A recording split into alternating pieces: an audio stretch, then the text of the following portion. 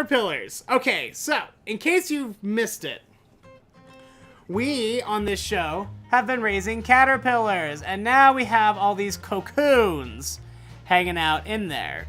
So this is a cup of 5 caterpillars. There are 5 cocoons in there. Only 4 of them are still hanging. One of them fell down into the food. But I thought it would be fun, instead of transferring them by myself, if we transferred them into their new little butterfly net here together. So they say you have to be very careful. So I'm gonna try to be very careful. Oh, we zoom in just a scooch. How does that grab you? Whoa. All right.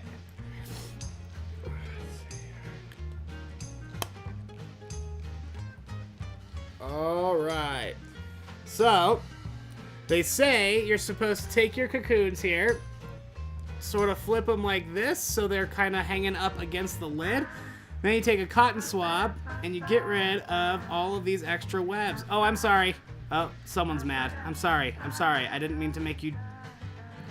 That guy there in the middle keeps wiggling. I'm sorry. I didn't mean to disturb you. I know you're just goo. You know, my roommate and I were talking recently. Oh, do you see him go? Oh, sorry. I'm being very gentle, I promise. Oh, I'm so sorry. Okay. I will leave you alone.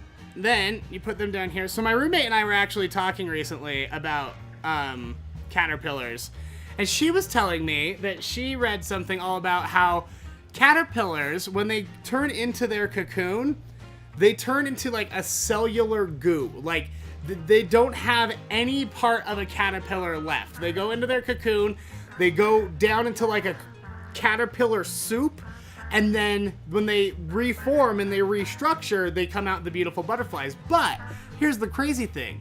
When they're caterpillars, they teach them to avoid certain stimuli. And so when they do that, the caterpillars like learn to avoid certain things or go towards certain things based on how they're trained. Well, what they have found out is once they go down and they reduce into goo and they come out as a butterfly, they retain all of that training. They remember everything. So even though they inside the cocoon, they don't have like a brain or a spine or a nervous system or anything, they just melt down. They retain all of those memories somehow. Isn't that absolutely bonkers? So like I said, there is one more cocoon down here in the bottom of the cup. They say that you're able to tape those up, so I think I'm going to try to tape or glue it here to the lid a little bit later. But now that they are on their little perch, I am going to take them. Sorry, everyone. I hope I'm not messing with you. Carefully. I don't trust that. I'm just going to set that down in there. Set this down on top.